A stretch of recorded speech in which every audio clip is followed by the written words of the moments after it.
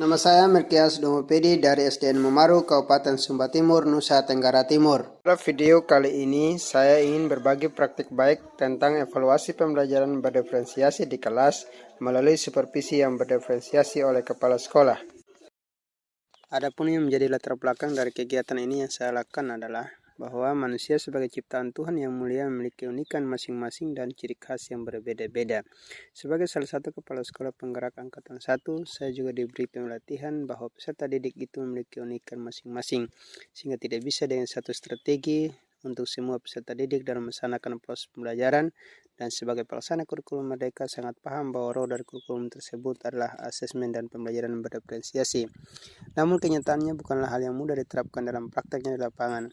Saya selaku kepala sekolah mencoba melakukan pengamatan secara tidak langsung melalui berkunjung di kelas Bapak Ibu Guru, sekedar memperhatikan. Dari hasil pengamatan tersebut, saya melihat bahwa Bapak Ibu Guru perlu menerapkan pembelajaran berdiferensiasi dan memanfaatkan hasil asesmen dari peserta didik. Untuk mendukung pendapat saya tersebut di atas, perlu saya menggunakan data yang akurat dan nyata. Oleh karena itu, saya berinisiatif untuk melakukan supervisi secara tiba-tiba atau tidak terencana kepada beberapa guru di beberapa kelas yang berbeda. Kenapa saya lakukan demikian? Karena jika kita menginformasikan kepada Bapak Ibu Guru, mereka akan mempersiapkan sesuai permintaan. Setelah supervisi kepada guru yang bersangkutan, saya juga melakukan diskusi secara pribadi dari guru yang sudah disupervisi untuk mengonfirmasi sejauh mana pengetahuannya tentang asesmen dan pembelajaran berdiferensiasi. Apa pendapatnya tentang pembelajaran berdiferensiasi, apa manfaat dari asesmen yang dilakukan dalam kelas, dan meminta guru untuk menurunkan proses pembelajaran yang telah dilakukan pada hari itu, meminta pendapatnya apakah semua peserta didik sudah mendapatkan pelayanan yang sama, dan yang kata lain apakah pelajaran yang sudah diajarkan semua anak-anak memahami atau belum. Apakah peserta didik terlihat senang atau bahagia saat dan sudah pembelajaran? Dari diskusi-diskusi yang ada, saya juga meminta pendapat Bapak Ibu Guru bagaimana solusinya agar pembelajaran mendapat dampak bagi semua peserta didik. Setiap jawaban Bapak Ibu Guru saya mencatatnya untuk menjadi bahan pertimbangan dalam mencari solusi dalam menerapkan pembelajaran berdiferensiasi di kelas. Selain saya melakukan supervisi kepada guru, saya juga minta pendapat dari beberapa peserta didik bagaimana proses tentang yang ada. Belajar yang ibu dan gara. Materi yang telah disampaikan guru masih ingat atau tidak. Dari hasil diskusi dengan peserta didik ada yang mengerti dan ada yang senang dengan proses pembelajaran tersebut. Situasi tersebut di atas saya mendapatkan data yang nyata dan gambaran bahwa pemahaman Bapak Ibu Guru tentang pembelajaran berdiferensiasi ternyata Bapak Ibu Guru belum memahami secara baik dalam penerapan pembelajaran berdiferensiasi dalam pembelajaran di kelas. Terbukti dari hasil supervisi dan diskusi tersebut, 80% guru belum melaksanakan pembelajaran berdiferensiasi, dan juga sebagian besar peserta didik tidak menikmati proses pembelajaran yang ada dan tidak memahami atau mengerti apa yang sudah dipelajarinya. Dari hasil supervisi tersebut, hanya ibu guru kelas 1 yang sudah melakukan pembelajaran berdiferensiasi, tetapi tidak ada dokumen atau modul ajarnya, dan sesuai pendapatnya kesulitan dalam menyusun kegiatan pembelajarannya dan juga media ajarnya masih sangat terbatas. Sedangkan Bapak Ibu Guru yang lainnya hanya mengetahui pembelajaran berdiferensiasi, tapi belum paham dalam menerapkan pembelajaran dalam kelas, apalagi dalam menyusun modul ajarnya dan menyediakan media ajar sesuai dengan pembelajaran tersebut.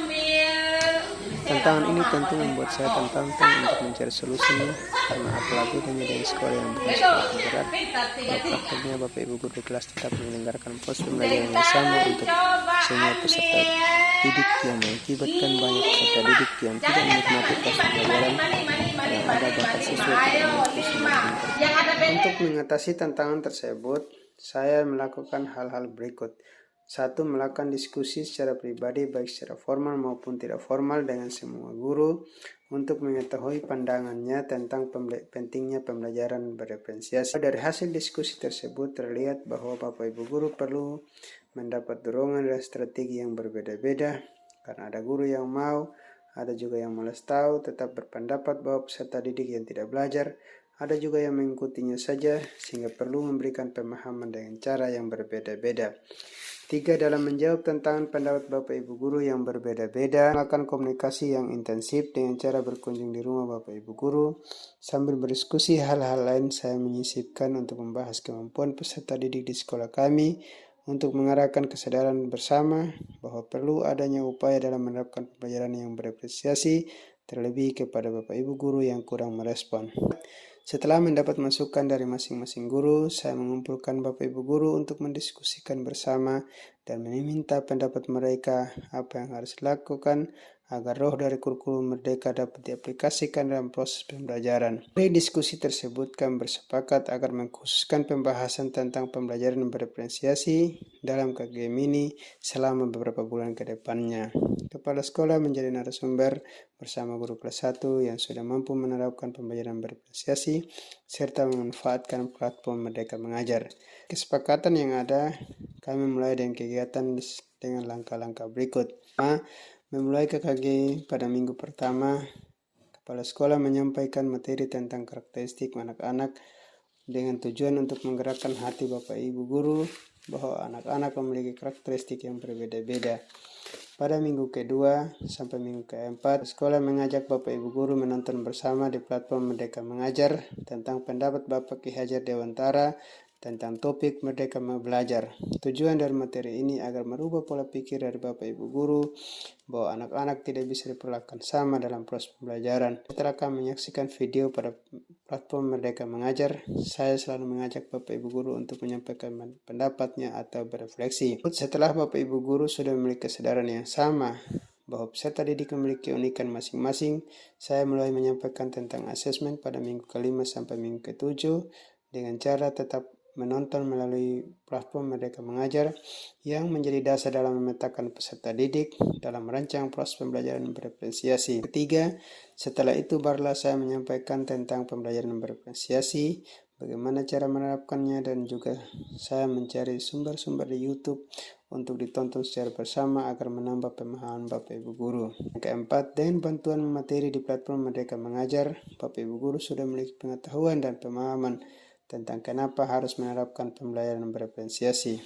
Kelima, untuk menambah pemahaman mereka secara nyata, saya berusaha mencari pelatihan luring yang membahas tentang pembelajaran berdiferensiasi agar guru mendapat pemahaman dari berbagai narasumber yang berbeda, walaupun tidak terdapat dalam rencana anggaran sekolah kami. Setelah mereka pulang dari pelatihan tersebut, saya berdiskusi dengan mereka untuk mempraktekkan dengan cara meminta salah satu guru untuk mempraktekkan pembelajaran berdiferensiasi, sedangkan saya bersama teman guru yang lainnya mengamati sambil mencari hal-hal positif dan yang perlu diperbaiki. Berikut dari hasil supervisi dan pengamatan tersebut, kami kembali berdiskusi di forum KGM ini yang selalu dilaksanakan setiap hari Jumat setelah peserta didik sudah pulang sekolah pada pukul 12.30 sampai 14.00. Dalam KKG tersebut kami saling memberi masukan dan apresiasi. Berikut untuk memastikan sejauh mana hasilnya dari usaha-usaha yang sudah dilaksanakan secara bersama. Semua guru sudah memahami dan mampu dalam melakukan pembelajaran berdiferensiasi. Saya kembali melakukan pengamatan melalui supervisi kepada semua guru. Dari hasil supervisi tersebut terlihat bahwa Bapak Ibu guru sudah mampu menerapkan pembelajaran berbeda dan mereka masih kesulitan dalam menyusun dan mengajar dan modul ajar yang berdiferensiasi, dan mereka masih berpegang pada modul ajar yang ada. Untuk kesulitan guru dalam menyusun modul ajar yang berdiferensiasi, saya terus mendorong Bapak Ibu guru untuk tetap melakukan diskusi-diskusi kecil antara guru dan kepala sekolah. Akhirnya kami dapat menemukan sebuah solusi agar dalam modul ajar ada bagian kegiatan pembelajaran dibuat dalam bentuk skenario pembelajaran.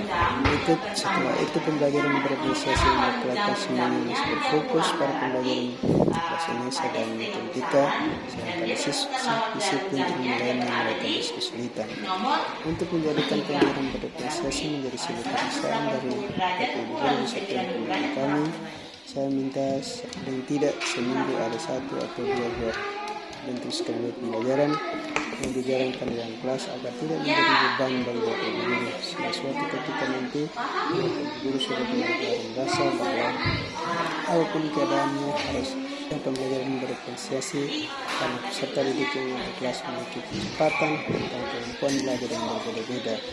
Untuk memastikan hasil yang telah dicapai tersebut di atas akan tetap terus dilaksanakan, karena kebiasaan yang ada jika sudah tidak dibahas lagi akan dilupakan begitu saja. Kami mengadakan kesepakatan agar setiap awal bulan wajib berdiskusi dan cara saling tadi bisa ukur mewajibkan setiap minggu bisa berapa dari usaha-usaha yang dilakukan tersatu senang sudah belajar menyusun sekolah tetap konsisten dalam menjalankan tugasnya sebagai kelas.